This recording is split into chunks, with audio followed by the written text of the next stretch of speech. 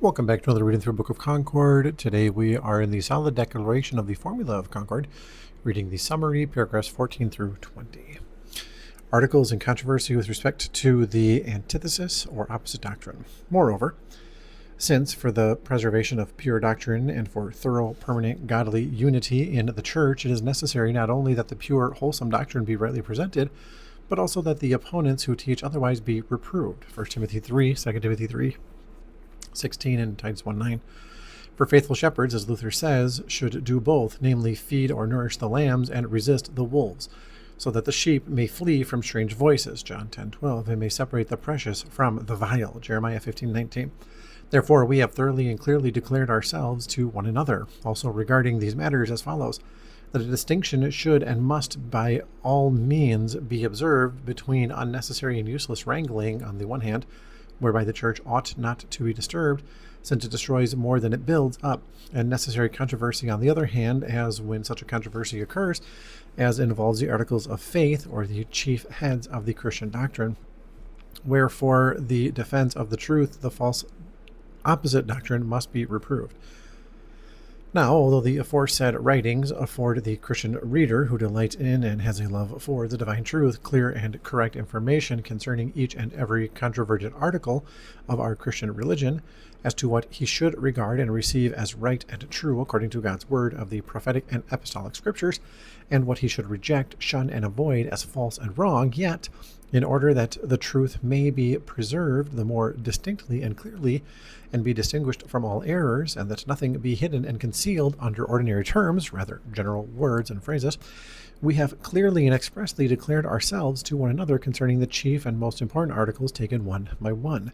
which at the present time have come into controversy, so that there might be a public, definite testimony not only for those now living, but also for our posterity, what is and should remain the unanimous understanding and judgment decision of our churches in reference to the articles in controversy, namely, first,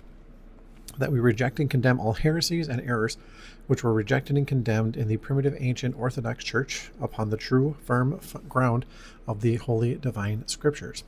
Secondly,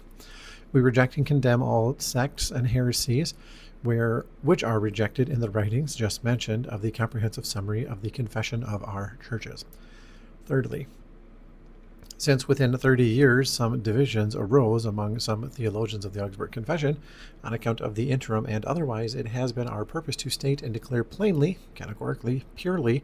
and clearly our faith and confession concerning each and every one of these in thesis and antithesis, i.e., the true doctrine and its opposite, in order that the foundation of divine truth might be manifest in all articles, and that all unlawful, doubtful, suspicious, and condemned doctrines, wherever and in whatever books they may be found, and whoever may have written them, or even now may be disposed to defend them, might be exposed, distinctly repudiated, so that every one may be faithfully warned against the errors which are spread here and there in the writings of some theologians, and no one be misled in this matter by the reputation, authority of any man. From this declaration, the Christian reader will inform himself in every emergency, and compare it with the writings enumerated above, and he will find out exactly that what was confessed in the beginning concerning each article in the comprehensive summary of our religion and faith, and what was afterward restated at various times and is repeated by us in this document, is in no way contradictory, but the simple, immutable, permanent truth, and that we, therefore, do not change from one doctrine to another, as our adversaries falsely assert, but earnestly desire to be found loyal to the once delivered Augsburg Confession in its unanimously accepted Christian sense, and through God's grace to abide thereby firmly and constantly in opposition to all corruptions which have entered. So far, our reading for today. Hope to have you back next time.